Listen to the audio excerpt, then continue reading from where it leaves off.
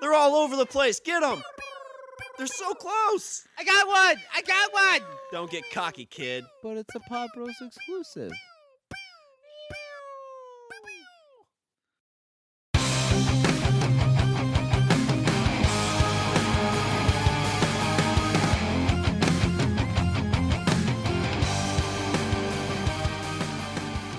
What's up, everybody? I am Richard. And I'm Shawn. And we are speaking the language of bromance. Okay, it happened a couple weeks ago, but they had E3. And for those that are not quote unquote in the know, I feel so sad of myself. I actually, we're on a podcast and I'm sitting in a room by myself and I used air quotes. But be that as it may, the big winner, what people are saying of E3 was Bethesda.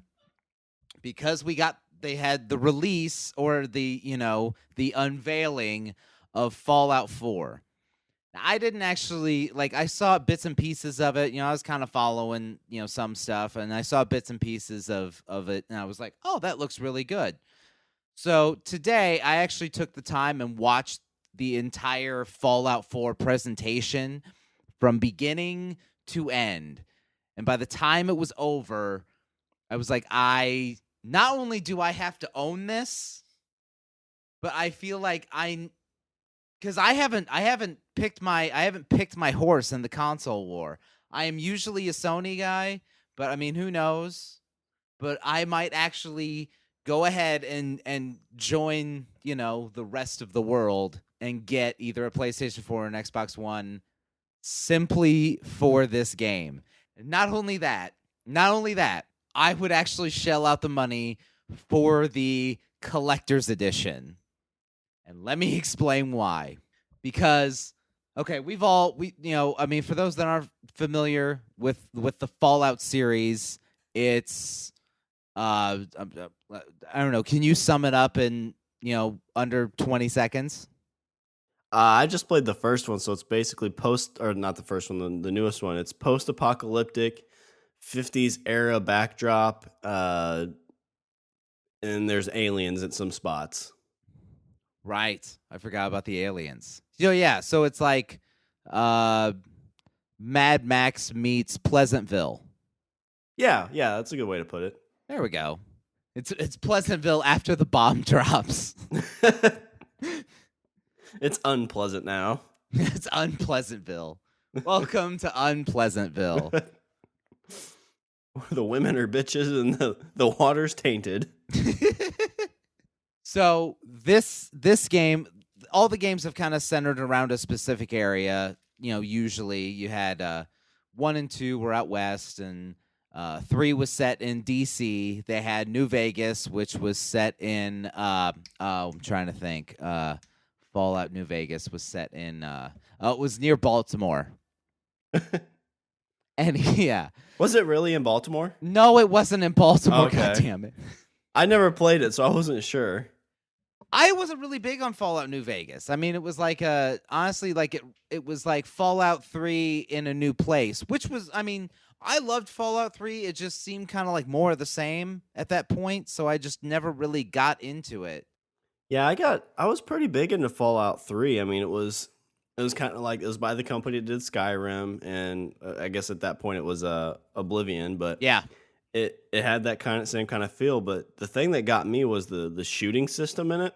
Yes, because I didn't really care for it, because it's like, oh well, you have VAT, and if you shoot here, you get X% chance. Here's X%, and here's X%. And I just couldn't get into that style. It just wasn't for me.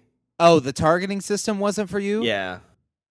See, that's what made it for me. I think it's maybe that I'm older, like my reaction time isn't as fantastic. So like being able to be in a first person shooter situation and have kind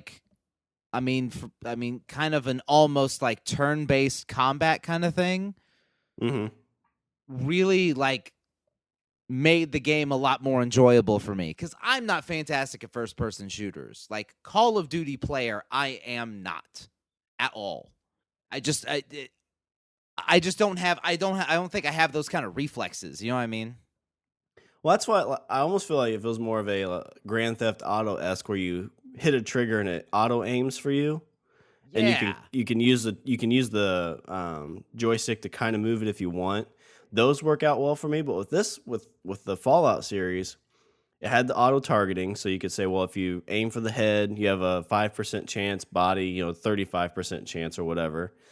But if you tried just to shoot normal, it felt like it was impossible. Like there was no way you could hit somebody without using that system. Yeah.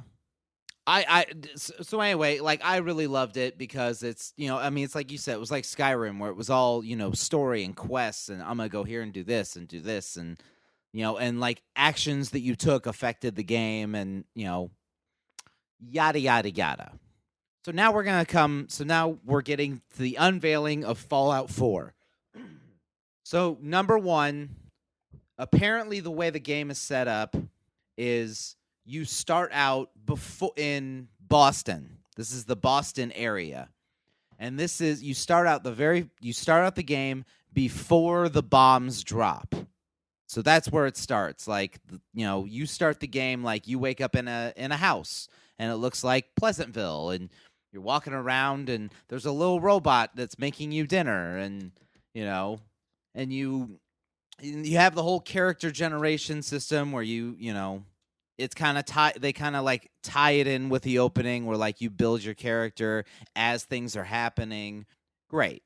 And this is the first time any of these have done a pre-bomb drop, right? Like all of them have taken place afterwards. Right. First time I've ever seen that world like pre-bomb. I mean, well, there were like flashbacks and and like computer simulations and stuff in Fallout 3. Yeah. But this was kind of the first, like, you see, like, simple home life. You know what I mean? Yeah. And what I always like, too, at least with Fallout 3, the character generation seems to flow pretty smooth. Because in most games, it's like, okay, you get to the stop screen, start pick your class, pick this, pick that. With this, it just kind of like slowly starts building on top of each other. It's like, oh, so you want to do this? Okay, you're a male. Okay, well, now you need to be, a race. Okay, well, it's right before you look in a mirror, you pick your race or something like that. Yeah. Yeah. You start out, you go through your whole generation, la, and then all of a sudden, like, shit starts going down. And they're like, emergency broadcast system pops up and, this and that and the other. And then you're with your wife and you're like, we have to get to the vault.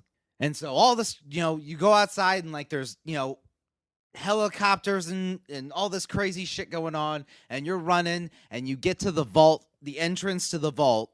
And okay, for those that don't know about the game, people before this company called Vault-Tec built these gigantic vaults that were basically like self-contained living ecosystems for people that were scared of the bomb.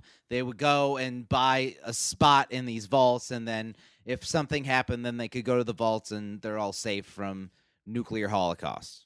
So you get to the vault 111, and you right before like the door shuts, you see like the big giant nuclear explosion, So you get to see the mushroom cloud? You do. And right before the fallout hits you, then you're safe. Okay. So it's kind of like you almost can see it as the opening scene of Jericho, except instead of being stuck in Colorado, you're in a vault. Right. In Boston. So apparently you go into some sort of cryo sleep and you wake up 200 years in the future. So does your family make it to the vault and everything? I think your family makes it to the vault. I don't really see much going on with the family like after this little intro, so I don't know if they die. I have no idea. Who knows? It's kind of like the Fresh Prince. It's just, they just don't exist in season 2. So you wake up from this cryo sleep 200 years later, and then you were sent out into the wasteland to make your way. I'm trying to remember. In Fallout 3, wasn't there like some kind of fire or something like that? That's why you left the vault? No, your dad like up and left. Your dad left, and then you were like, well, I got to go find him. And so that's why you leave the vault out into the wasteland. And this one, they're like, you're the chosen one to go out to the vault and get out of the vault. Is that what the idea behind this one is? Do what now? So, and this one is the reason you're leaving the vault because you're like the chosen one to go out and get like supplies, or is it you're just like No, I think it's I think it's kind of this whole lone survivor kind of thing. So you're a lone wolf? yeah, lone wolf. Funny you should mention wolf because as you're going along, what's the first thing what's one of the first things you encounter that becomes your best friend? A dog. Nice. That's like the big Fallout thing, isn't it? Having a pet dog. Yeah, that little pet dog. In Fallout 3, it was Dog Meat. That was his name. Except that dog could die, and then you wouldn't get a dog anymore. But if you lost him, if you lost the dog, then he'd turn up at the entrance to the vault that you came out of. Okay. Like, after some time, like, you'd see this little message be like, Dog Meat is, back at vault. I don't remember what vault you were in. 93. I don't. So you find this dog, and so you're on your way. You're gonna make your living or your ending in the wasteland, the Bostonian wasteland. And this seems, this is going to be a good story. You're leaving a vault into a wasteland. You find a dog. It's like things are going to be chipper. And what's the next thing you see? Yeah, this is where like I'm starting to see cool shit. Okay, because they totally like upped the combat system. It looks like they made it a lot more like if you want like what you were saying, if you want to play it more like a first person shooter, you can totally do that. If you are like me and dig the targeting system, you can totally do that too. Like it seems a lot easier to like you can slow time, and like time doesn't actually freeze when you turn on the targeting system. It just slows it down. Okay, that makes more sense. And then, you pick your targets and all that other good stuff. So you do that. So that's cool. Okay, the dog can actually fetch things for you in the world. So like the example in the demo, there was a wrench on a table in this garage, and you're like, "Hey boy, fetch." And the dog goes and grabs the wrench off the table and brings it to you. Like walks up with the wrench in its mouth, and then you grab the wrench, and then you're like, good boy. You can give the dog commands. Can you give him treats? I think you can. Nice. Yeah. So you got this whole so they revamped the combat system. Obviously, it's they've totally like, upped the graphics. Now let's talk world size. They're saying this is Bethesda talking. They're saying this is our most ambitious project to date. And what some insiders are speculating that this game world, the in-game world where you wander around and do things for people and you have quests and story and is going to be at least twice the size of Skyrim. That's pretty good size. I remember Skyrim. I don't even know if I investigated half of that map. I have played that game for well over 100 hours, and I'll still find stuff. And I'm like, my kids will play it, and I'm like, what is that? And they're like, I don't know, I just found it. And I'm like, well, where's that at? And they're like, oh, it's right here on the map. And I'm like, oh, now I gotta do this. I gotta go in, because I'm one of those completionist people. I'm like, I gotta go back in here, and I gotta go to this spot. Yeah, I think that's something that's pretty amazing what they're doing with those games is they set them up so if you look at them or you're in the game and you look, it's like, hey, there's a mountain over there. I'm going to go climb it. And if you keep walking in that direction, you get to it. Yeah. Well, like everything in your field of, you're standing on top of a hill and you see way off in the distance, you see some sort of mountain and you're like, oh, that looks cool. And then, 10, 15 minutes later, then you're at the foot of the mountain and you're up and like, I'm going to climb it. And you go, and you get up to the top and you see the hill that you started from. And then you're like, holy shit. All right. So huge game world, up the combat system. Okay. Now we're going to get well, there's one thing that this is why I might shell out extra cash. Okay. In the game, you had on your wrist, in Fallout 3, on your wrist, you had this device called a Pip-Boy. And you brought it up, and that was kind of like, for the game, it kind of functioned as your in-game menu. You could see your stats on it. You could see, the stuff you're carrying, how much ammo you have, if you're under any sort of special conditions, like if you're irradiated or anything you would use out of the inventory, it all functioned on that. You could also look at your map on there, and it actually had a radio, so you could play music while you're killing things. It's like an Apple Watch. Exactly like an Apple Watch. It's like it's like an Apple Watch that took up like half of your forearm. Well, it's an Apple Watch from the 50s. Yeah. So Bethesda unveiled that for Fallout 4, they're going to sell a Pip-Boy edition. And what that's going to come with is an actual physical Pip-Boy that you can put on your wrist. Nice. Like functioning? Oh, it gets better. So the Pip-Boy on your wrist opens up and you can put your phone in it. Oh, nice. Any kind of phone or? Yeah, it's so you can put your phone in it and download an app that will function just like a Pip-Boy in the game. Oh, that's pretty sweet.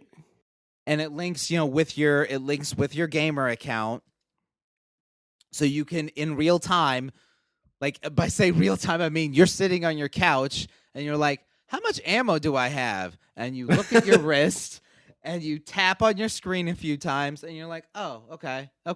And there you go. So you get to kind of see what your character has real time is the idea. Yeah. That's pretty Plus, sweet. you have a Pip-Boy on your wrist. Well, I'm looking too. That's not really a bad deal because it's only $120. $120. And then considering the game's $60, basically you're paying $60 for the coolest gimmick I think I've heard in my entire life. Like gimmicks, okay, I'm down for it. But even like the Todd Howard, the guy who, was giving the presentation, he's like, yes, it's gimmicky, but as far as gimmicks go, this is fucking cool. So $120, you get a Pip-Boy on your wrist that you put your phone inside it, and then you download your Pip-Boy app to your phone, and then off you go. So I'm down. Now you can still download the app without the phone, without the Pip-Boy, of course. I mean, you can still download the app onto your phone, and it still works the same. I mean, so I guess if you're strapped for cash, you can just duct tape your phone to your arm. Well, I'd be curious to see what the app's like. Like if it is just, you wonder how gimmicky it is. Is there like a little side game you can play on that? I know. Actually, there are. I in the demo you can how in Fallout 3 you used to get these recordings and you could play the recordings like on your Pip-Boy while you're playing the game, and they were like like somebody's like audio diary or things like that. Apparently now you can put games onto your Pip-Boy. So in the game you can play a like rudimentary game like Donkey Kong or Asteroids or something like that. You can play it on your Pip-Boy in the game. Which really, like, when you think about it, you're like, if I walk into a room and somebody's sitting there playing a $60 game on a $250 console, and they're looking at their $800 television, and in there and on that $800 television you see somebody playing like Asteroids. Yeah. Would you walk in and be like this seems a little excessive, doesn't it? That's when somebody comes from the past, like the 70s, and walks in and sees it happen. Like, what year is it? All this technology and all we. And then some guy comes in with crazy white hair, and he's like, Yeah. Marty, I gotta take a picture of the photo. Oh, Richard, your kids are assholes. It's your kids. It's your kids, Richard. Your kids are assholes. So yeah, that's what I think. I'd be like, okay, you're doing. You could have done this way cheaper, way easier. If all you want to do is play Asteroids or Donkey Kong. Yeah, you could probably download those games now and play on your phone. So you got the Pip-Boy. Like, I'm imagining myself like sitting there walking through and be like, do do do do. And I'm looking at my wrist and I'm like, this is so cool. And then like other human beings come like walk into a room that I'm sitting in and like, what the hell is wrong with you? And I'm like, no, look, see, I've got 40 bullets left. You better watch your tone with me, sir. Yeah, I know the only big thing I saw from some highlights is I guess you can build like your own houses and things. Oh yes. Let's move on to the crafting system. So did you ever get deep enough into Skyrim where you got to like build a house? I didn't build a house, but I was able to buy one and like you kind of furnish it. Okay, there was some DLC that came out with Skyrim called Hearthstone or Hearthfire, where you bought a piece. You could buy a piece of land from one of the leaders of the towns, and then you could go and build a house on that land. You could put in like and then you could put in decorations and stuff like that, like wall hangings and furniture and all that stuff. And then you could populate it with other things too. You could put, I think you could put like a minstrel in there. Then you had like a steward that would like watch the house and make sure everything was cool while you were gone. You could plant a garden outside. How many of those stewards do you think were always named Alfred? No, you actually there were people in the game that could be stewards. Like you would ask them, and then they were usually like followers of yours. You'd be like, "Hey, do you want to be the steward of my house?" And they'd be like, "Okay." That was I played that game a bit. Tiffany always got pissed because there's one of the people that followed me, and whenever you tried to hand them equipment, they'd be like, "Well, I guess I'll carry your burden." Talking about those people. Yeah. It pissed her off so much whenever I played that because that's all she ever said. My wife always got mad when because you could get married in the game, and she'd be like, "Who's that?" I'm like, it's my in-game wife." Like, oh my god, she's kind of ugly. And be like, "Oh, so is that what you're looking for?" And I'm like, It's in the game. Then all of a sudden the TV's like, "Richard, who is that? Who's that standing next to you?" Like, what are you doing, Richard? Nothing, baby. She just asked who you were. You haven't told her about us? We have children, Richard. You can have children. You could. They're ones and zeros. They're usually adopted children. So then, of course, my wife has to go and play the game and find herself a husband. She's like, "Yeah, look at this. How do you feel?" Like, "Oh, I don't feel that bad. It's in the game." Like he's it's a good looking dude. Having a spouse is pretty cool. He gives you stuff, right? Like, I think like they run a store and they give you money. Yeah, well, look at how muscular he is. And I'm like, "Oh, you gotta be there." I just like you guys go away for a weekend and come back and turn on the game and like both your husband and wife's in the game. We're like, oh shoot, sorry, I didn't know you guys would be home so early. We're just cleaning up the store. That's all we're doing. The hell is going on here? What's your sword doing unsheathed? Oh, I see what you did there. All right. So the crafting system in Fallout 4 is way more involved because you can scrap things from the in-game world, tires or scrap metal or pieces of wood. You can grab all these items and then build yourself a house from the ground up.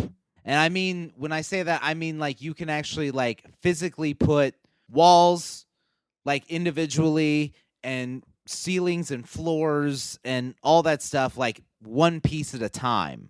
Like honestly, it reminded me a lot of like The Sims. Yeah, I kind of got that feel too. And I kind of wonder if, because you could do that with Skyrim, you could kind of buy a house, but the only real cool thing you could do is just store shit there. Right. So you end up becoming a hoarder. Yeah. In game. Yeah, because I did. Like, I'd be like, this chest is where I keep all the weapons, and there's like this giant list of weapons, and this is where I keep all the jewelry. And Why don't you sell it? Well, I don't know. I like to have it. Well, why do you need 12 of them? Yeah. If I didn't have it, then I wouldn't have it. There's an awesome YouTube video out there of it's Skyrim hoarders or hoarders Skyrim. I saw that. Yeah. So it's kind of like a real life scenario, but it's like, it's a guy in there with a bunch of stuff. It's like, what do you need 37 long swords for? Why do you need 55 sweet rolls? Be like, I might get hungry once. You've eaten 3 times in the last 4 years. So we've done this podcast. We've done this podcast for a year now. And who's excited? Are you excited? I'm excited. Let's both be excited. Oh, dude, I am pumped. Point is it doesn't take much equipment to do this, but one critical, and I do mean critical piece of equipment you have to have for this is a pair of headphones. Because I need to listen to you. So I need to listen to your horrible draft choices, and I need to listen to your stories about wizards. Well, we do this podcast in different places, so we both have to have these headphones in. And it sucks to pay full price for headphones. No, I don't know. Do you like to pay money on stuff when you can save money? You know what? You wouldn't think the headphones would be expensive because they're like, they're little things that go in your ear. But not only do they get pricey, but also like it's hard to find that balance of like money and quality. You know what I mean? Oh yeah. You either have to pay a crap ton of money and get expensive headphones, or you can buy some cheap ones down the street that suck, and what happens to those? They go out in like a week, maybe 2 weeks, if you're lucky. I found the best place you can get a really great pair of headphones. Okay, and it gets better. It gets better, okay? So what you need to do is you need to go to tweakedaudio.com. They have all kinds of headphones. They've got not only headphones, but they've got accessories for your headphones. So what's this going to cost me in shipping? Shipping's always an arm and a leg when you buy something online. Shipping is an arm and a leg, but guess what? They're going to send you these headphones. They're going to send you the accessories, and they're going to send it to you for no cost. Free shipping? What? I can't think of anything that's better than free. There's not much better than free. I mean, I'm already sold. You told me lifetime warranty, free shipping. I mean, what could possibly make me want to go to Tweaked Audio anymore to buy me some headphones? Oh, here we go. Go to Tweaked Audio, and you use the promo code LOBARMY. You will save an additional 33% on your entire order. What? That's like a third off, man. Yeah, that is a third off. I'm glad that we figured out math here. Yeah, 33% off. So free shipping and 33% off your entire order by using the promo code LOBARMY. Man, it's Tweaked Audio. It just sounds better. So what do you get? So is there any more incentive besides that in this game, that when you build a house, it's just a place to store stuff, or is there more to it? Oh, there is a lot more to it, because now you can actually not only build a house, but build a settlement. Oh, nice. So you can become mayor of your own town? You can. You build a settlement, and then you bring in traders that, offer you stuff. You plant, you give them crops to plant, you give them water. Then you start putting in generators. Nice. And when you put in generators, and then you actually have to physically run wire from the generators to things you want to activate.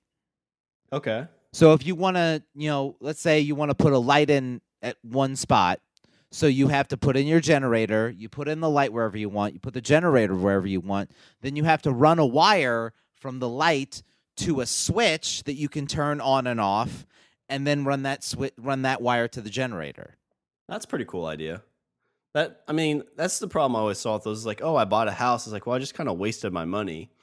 Grand Theft Auto was bad with that because you could buy businesses, but you got so little money back that I think somebody said if you bought the golf course, it would take you like 10 years in game to make that money back. And it might take 2 or 3 weeks for a year to go by unless you constantly sleep. Okay. So there really isn't any benefit in doing that. It's just, you just do it to do it, I guess. Right. Well, with this, it sounds like you can actually do something with it, and it makes the game a little bit more interactive. Todd Howard was saying that the vendors that you put inside your settlements offer some of the best in-game items. So you put in your vendors, you put in your traders, and then you have to put in defenses. Because you have this nice settlement with all these people, and they've got they're growing food, and you have water, and you have electric, and obviously raiders are going to come and try and take your shit and kill your people. So you got to start putting in some defenses. So you can put in turrets, and you can put in like watchtowers and stuff like that, and then run control of all these things. So in Fallout 3 you had computer terminals that you would hack, and then they would like open doors or unlock safes or stuff like that. So in this game, you can actually run electric to your terminals, and then like let's say you have like 3 turrets. If you run the wires to your terminal, you can actually control all 3 turrets from the one terminal, even though they're in different spots. And that goes the same for lights and doors and stuff like that. Is this more of a side quest type thing, or is this a big? He says this is completely optional. You don't have to do any of this stuff if you don't want to. Holy shit! Oh, that's pretty amazing when you think of all the effort that would have gone into making that feature of this game. And it's like, yeah, it's just optional. Yeah, it's like Mad Max meets Minecraft. Yeah. It's like, yeah, I spent 400 hours just making my town, and I'm like 2% done with this game. Oh yeah, yeah. And you do. Okay, let's expand this a little bit. You can not only create one settlement, you can create multiple settlements. You can create an empire.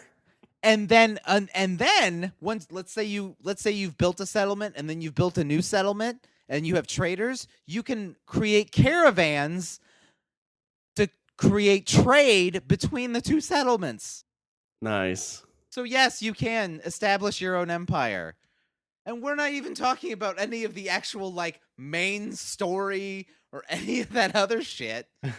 This is just the side stuff. Now this is on top of being able to customize all of your weapons and all of your armor. You want a silenced, laser rifle? You can build it, and you can find one, and you can modify it. You want a fully automatic trash gun? You can do that. Trash gun as it shoots trash? Yes, as in you put trash in it, and then it shoots the trash at individuals. In the game, in the demo, I saw someone decapitated with a teddy bear. So it sounds like they're mixing. What's the game that's like Grand Theft Auto, but to like 11, where like you can beat people with dildos and stuff like that. Yeah, like Sin City, or not Sin City. I thought it was like Sin something. Yeah, I can't think of it either. So all that game, I'd say this is easily going to eat. This would easily eat up 100 to 150 hours of your life. Probably, like if you're the kind of gamer like I am, we're talking like 350 hours of my life devoted to building a settlement inside a fictional post-apocalyptic Boston. God, when I say that out loud, it sounds really sad. Not sad enough to not want to buy it, though. So, yeah, I saw that. It was a good 20, 25, I think it was maybe a 30-minute demonstration. And they showed all this stuff. And after they showed all this stuff, they're like, so we didn't want you to wait too long for this game, so it's going to be out in November. So what, that's 4 months? Yeah. So yeah, 4 months. We talked I can't remember how long ago it's been, but when we talked about video games, they become time vampires. Yes. That's essentially what this game is going to easily become if you get it. Yeah. So I guess maybe I'm telling you this because I want you to talk me out of it, but I don't really see how you're going to talk me out of it. I think this is one of those things that I'm eventually going to do. Yeah, I'm pretty much going to have you get it and then tell me all the cool stuff about it, because there's I've fallen so far out of playing video games. I think that's a good thing. I think that sounds like a good thing.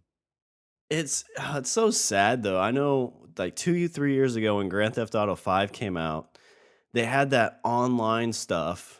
And it's basically like The Sims, but you can steal, murder, and you can be a playboy in this, crazy world, Yeah. fly jets around. And I was like, oh, I really wish I was like 17 or 18 and in college again, because I would play so much of that. But just now it's just like there's no time for it. But by the time you find 2 hours to sit down and play the game, there's so many people who have made it like experts at it that it's just no fun. Yeah. I think that's why I kind of shy away from online gaming in general. Like I never really got into World of Warcraft or Star Wars The Old Republic or any of that stuff, because it seems like one of those things like I don't have the time to devote to like not embarrass myself in front of complete strangers. Yeah. Which is what I would do, and then I would feel bad about myself, and then I'd be like, why the hell am I feeling bad about myself? This is why I play games. It's to escape from me feeling inadequate with myself. Yeah, I remember I kicked up the Grand Theft Auto online probably like a month after it had been live. So, I mean, there had been people playing it for a bit. And I think I got into the opening piece, and I was the only one, so I was playing the computer, but I wasn't sure if I was or not yet. And the first thing you do is you drive a car in a race. Okay. And I end up getting first, and I've played a lot of Grand Theft Auto, so I'm like, I'll probably be okay at this. It won't be like any of those online Call of Duties or anything like that. So I go through the whole intro. It's about half hour, 45 minutes, and I get into the actual world. I'm kind of walking around, and I'm like, okay, this is fine. I'm like, I remember where the gun store is. I'm gonna go to the gun store, buy some guns so I can protect myself. Right. Run in the gun store, buy my guns, walk out, pop, get shot right in the head. Shit. I was like, well, that was kind of quick. And then here comes like some dude that's like kneeling over your face, and then you're like, God damn it! And then you realize that person is 12 years old. Yeah. And, being naive, it's like, what's that guy do? Oh, that asshole, he's teabagging me. Son of a bitch. It's like high school all over again. Yeah. Oh. High school was sad. Yeah. Like, that's why I got into video games, was to escape my horrible high school life. And here it is, relived in my own living room. Thanks, world. You look at that Fallout game, like being able to build those empires and stuff. I mean, how cool would it be to have an online version of that? I don't know if have they said there's going to be an online version of this game, or is it just you've got strictly... that online version of Elder Scrolls, that Elder Scrolls Online.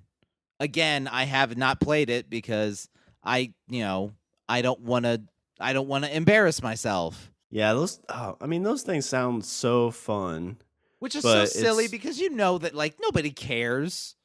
Oh yeah, no. But I mean, it's just like it's interesting this day and age because they talk about video games being a lot easier than they were, 20 years ago. I will say that's true though. Like, do you remember the original Contra? Oh, I mean, those games were impossible. I mean, it was like 6 levels, and each one was impossible to beat. And they did that. A lot of people say they did that because the developers knew they couldn't build like a really long game. So they did that so people felt like they got their money's worth. But now they build games that are a lot easier, so people are like, oh yeah, this game's great, it's awesome. And you get the word out that, oh yeah, this game's great, it's awesome. If you get into Fallout and you can't get out of the stupid vault thing, are you going to tell people it's a fun game? No. You're going to say this game sucks. Like, we're talking like, back in the day, like a brand new Nintendo game was like $20. Like now we're talking about like 60, games retail at like $60 now. I never got to buy really any games. Were Nintendo games really $20? Because I know my cousins told me he bought the original Mortal Kombat for like $60 back in the day. Well, actually, no, 20 maybe a stretch. They might have been like 30. I'd say 30. Okay. 30 sounds that about makes right. Sense. The Genesis games, I think it got to like 30, maybe 35. I mean, when PlayStation came out and they're, and even when PlayStation 2 came out and they're like, hey, we're selling $50 games. Like people were like, Jesus Christ, like $50? Yeah. But now we're talking about, it's now at 60. I mean, if you want something brand spanking new, like right out of the gate, $60. And for $60, like, that game better have something, Well, that's the base game. Anymore, it's $60 for the base. But then you're looking at probably 3 DLCs. You're looking at all this other stuff. Yeah, and they're the DLCs are probably a good, $10, $15, maybe 20 a piece. And then you're looking at, they always have those special bundles like this Fallout. They've got the Pip-Boy edition for $120. So that's 100. Yeah, think about it. $120. Like, I'd have to work quite a bit. I'd have to put in quite a few hours to have $120 for a game. And so, yeah, that game better not only wow me, but I better get $120 worth of playtime, or what I feel to be $120 worth of playtime out of that goddamn thing. Otherwise, I'm gonna feel gypped.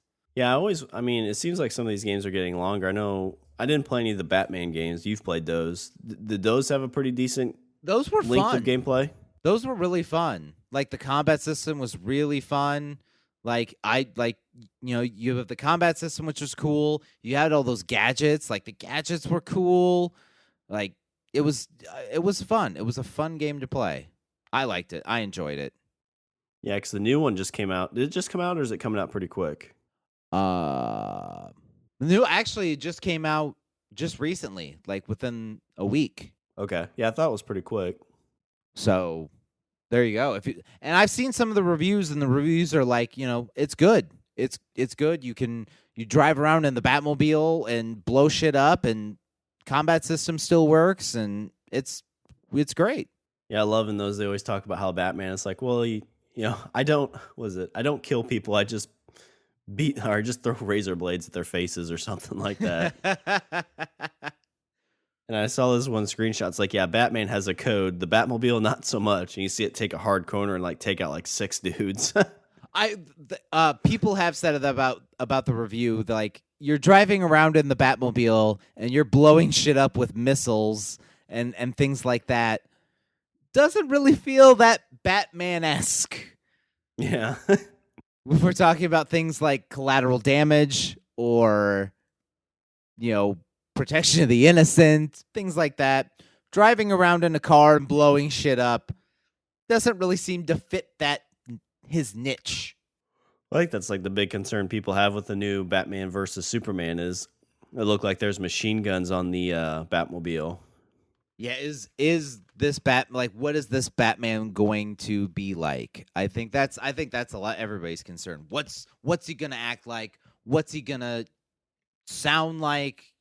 Is this going to be the Batman that we know from the comic books? That's everybody's concern when it comes to every superhero. Oh, speaking of that, they cast a new Spider-Man. I just heard that today. Who is it? Tom. No, he's in a bunch of movies that I have never seen, but he's like 19 years old. Yeah, I know. Well, the picture I saw, he looked friggin' super young. Tom Holland.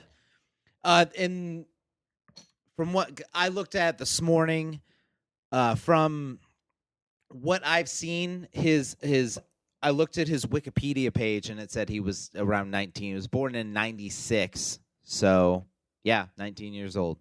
So I don't know if they're going to play him off as a high school student or if they're going to play him off as a young adult. Because they could go either way with that, I think.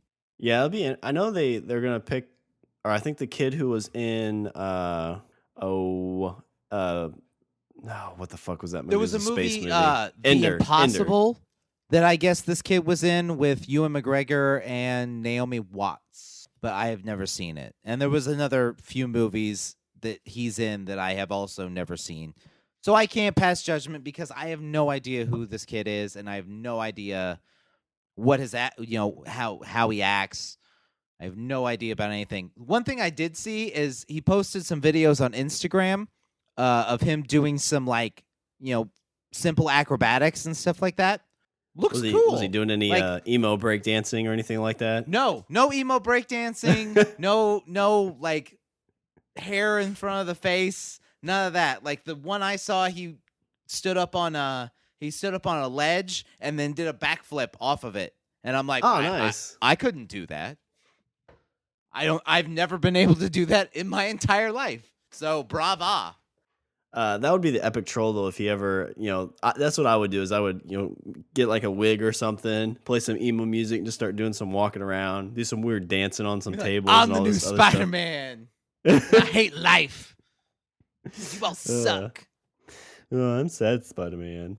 Where's my Chemical Romance CD? Yeah, Give me some Fallout Boy. I know they had the kid from Ender's Game was in the running, I guess. He's a little bit younger, but that would give you your young Spider-Man. Because in the Civil War storyline, wasn't he fairly young? It was the Ultimate Storylines. I think he was like around high school age-ish. But that was one of the things is they had to cast him. They had to have him cast now because he's in Civil War. Yeah, I've heard rumors that he is.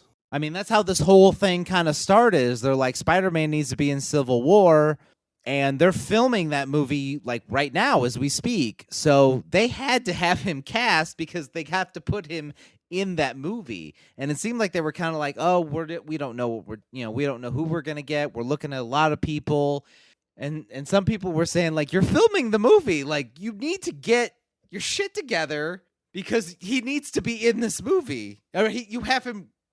You're saying he's going to be in the movie, so you're filming it, and you're like halfway through filming it. So where is he? Yeah, that's why I heard it almost seems he'll probably just have more of a cameo. It won't be a real big piece of the movie, which from the way the storyline went in the comics, it seems like that's pretty frustrating. But I mean, it's going to be weird if he just comes out like the last third of the movie as Spider-Man and be like, I'm Spider-Man. I've been Spider-Man all my life, and take off his mask. I mean, that would be just kind of we're just doing this as a nod to the comic. It really doesn't have a part in this system, though, there's a part of me that would be okay with that because hopefully, please, I'm praying, I'm on my knees, can we not do another origin story? Like, no more Spider-Man origin story.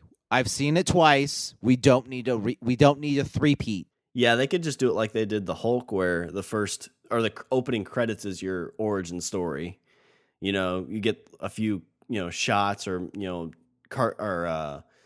comic-esque blocks of, this is what's happening and this is where he's at. Because when the Hulk, the reboot Hulk did that, I thought that was legit. Cause yeah, or like Daredevil, where the first like 30 seconds, it's a kid walks across the street, truck out of nowhere. All of a sudden, kid can't see, and then we fast forward, 15 years, and he's Daredevil. Great, I get it. Kid went blind. Now he's got superhuman senses. I'm totally down with it. Let's go. Let's watch this guy kick some ass. Yeah, it seems. I mean, we're just kind of we've had so many origin stories on a lot of this stuff, especially the repeats. It's just, you just got to kind of get away from them. And I don't know. Especially with Spider-Man, because we've seen it twice. We've seen it twice now. Twice in a 10-year period? Yeah. Well, 15-year period, I guess. Yeah. Like, we're done. We don't need it again. We understand. It's like with Batman. We don't need to know why he's Batman. We know. If people don't know the Batman origin story, where have you been? Well, even, I mean, it seems like that's where they're going with Superman v. Batman versus Superman is, he's an old guy. We know what he's done. You don't really know how it's going to fit in, but he's an old Batman. He's been Batman for a while. He's been Batman.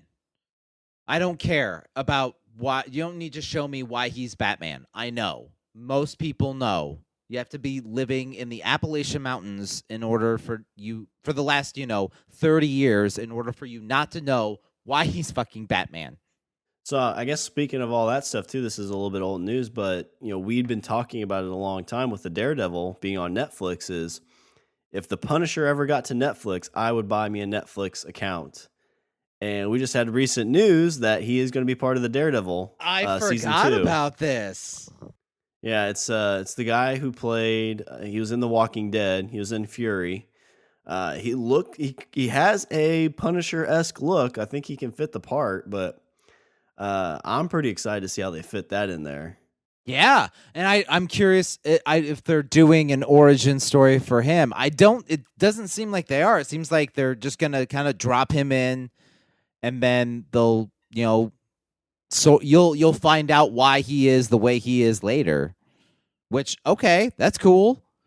I mean, I'm fine with, like, if they do those things like quick flashbacks to get people caught up, because Punisher storyline isn't as well known.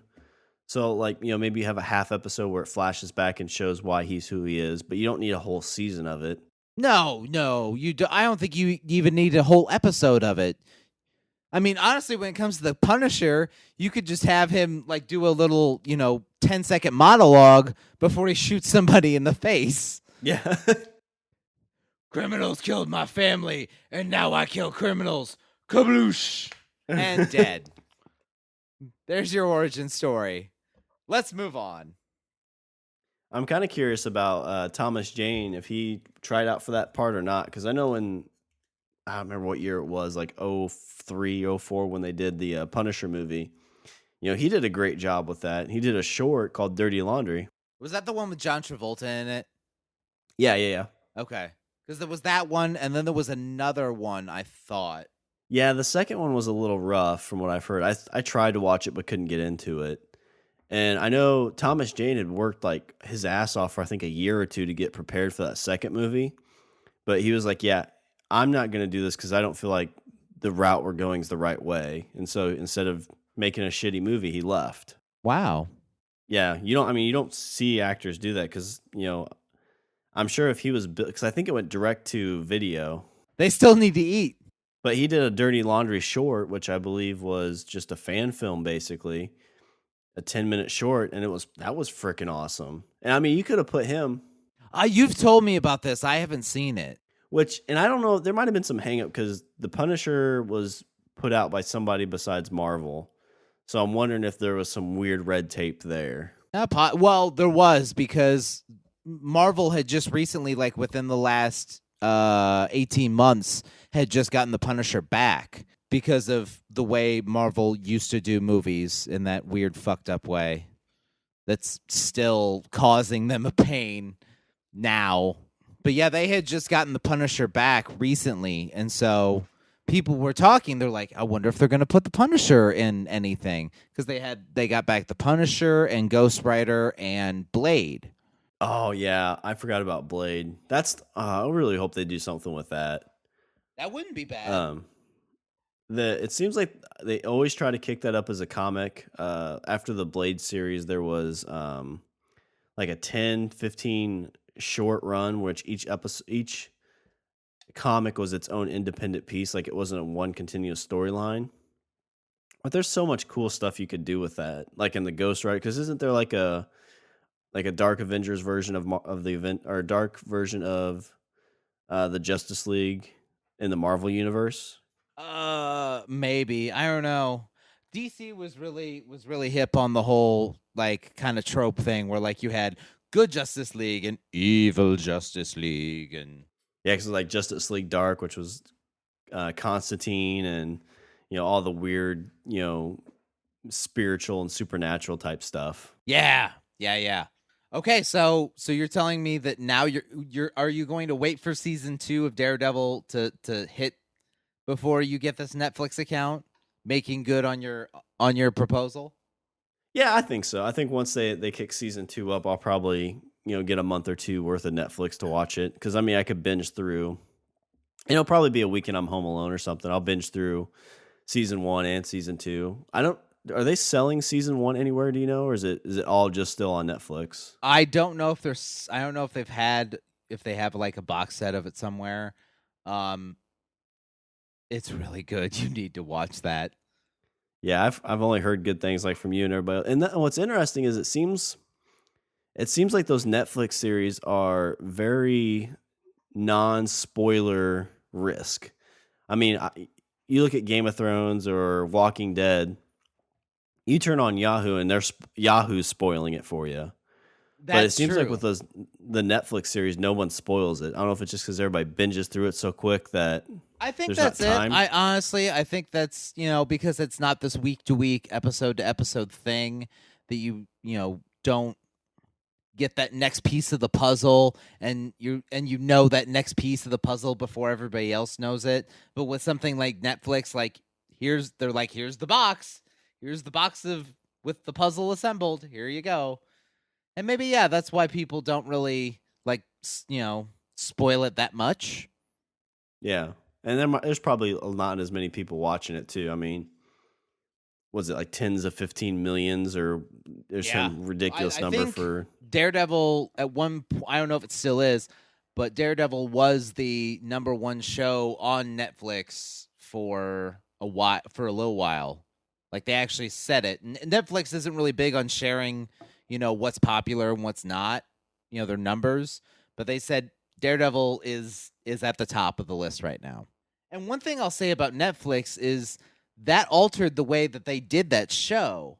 I mean, if we're talking about, say, the villain, the Kingpin, you don't see him until I think like the tail end of episode 3. For the first 3 episodes, there's this like creepy, ominous voice that you hear, and you see kind of the right-hand man of Wilson Fisk, but you don't actually see him until the end of, I think it's the end of episode 3. So I mean, think about, and they said, I think was Joe Quesada. I mean, he even said that because of the format that Netflix does, where we release the entire season at once, it gave us the license to do something like that, where we don't show you the villain until later on in the series. If we had been doing something like it was week to week and we were doing something for like a network, we would have seriously had to consider putting Wilson Fisk in episode 1 so we set up the opposition. Like, here's the good guy and here's the bad guy. And this is, he's the bad guy and he's the good guy. But with Netflix, we can kind of make him like the shark in the water. I thought you'd like that analogy. He's the shark in the water that you don't finally see until later on. It's just people talking about him, and it builds up this tension and this ominous presence that he is, and then you finally see him and you're like, oh, this is the guy that everybody's been talking about. Yeah, I think that's a good point because, if you're doing a week-to-week show, you can't have a show that's, I wouldn't say boring, but where a lot of action doesn't happen. Yeah. But when you're saying here's because that's why you watch shows like The Walking Dead, week to week, it can get kind of, there's some episodes that not a lot happens. But then you rewatch it, it's like, oh, all those episodes were awesome because you're seeing them back to back instead of waiting a whole week. Yeah, exactly. And you get the added bonus of, much like Fallout 4, it's like, oh, this is going to suck 13 hours of my life away. Exactly. So there you go. Netflix sucks time out of your life, and so do video games. And try as we might, we cannot resist but to partake, because the only thing cooler about watching a guy in a mask beat the shit out of people on television for our entertainment is having a fucking Pip-Boy attached to your wrist so you can look at yourself while playing Asteroids. So I guess, do you want to throw in your Richard's closing thoughts, or I guess you just kind of did right there? I think I just did. I think I just dropped that bomb right there for you. So you're welcome. Now, so I did. So I brought it back around and did the closing thought in one shot, and I think that I think I'm getting better at this. Took a little over a year, but I think I'm getting it down. All right, well, I guess I'll do a little bit of housekeeping then. Housekeeping. Go to our website. We're at languageofbromance.com. Follow us on Twitter. We're at languageofbro. Email us at eatthebeaver@languageofbromance.com. Like us on Facebook, and subscribe and leave a review on iTunes and Stitcher. And also, don't forget to check us out on the Pod Bros Network. Best podcast site on the internet. And also, if you're feeling a little generous and you need some little buds in your ear, why don't you check out tweakedaudio.com. They're kind of one of our new sponsors. They got a bunch of different mics. They've got a bunch of different earbuds. They got some with mics, some with non-mics. They've got noise-reducing design, compatible with iPhones, iPods, any kind of device. If you use our code LOBARMY, you'll get 33% off 33% off. You know what that is? That's a third. 33% off. Also, I feel like I should be the one to do the quick hits. Like the things that are going to be like, "Oh my god, I need to get these." Because you should. Because not only are they good quality headphones, not only do you get 33% off just by listening to this fucking rambling thing that we do once a week, we're talking about free shipping anywhere in the U.S. And I just got some parkour ones. And I tell you what, when I work out, they're awesome. Can't hear anybody but me in the gym. One. All right. Was there anything else? Spot me! Spot me! All right. Was there anything else you want to add before we close her out? No, not at all. Never do I. Well, that's all the bromance we have for this show. I'm Shawn. And I'm Richard. And I say we eat the beaver. Beaver. In the game, there's these things that look like beavers. They're mutant beavers. Mutant beavers. Don't eat the mutant beaver. Don't eat the radioactive mutant beaver.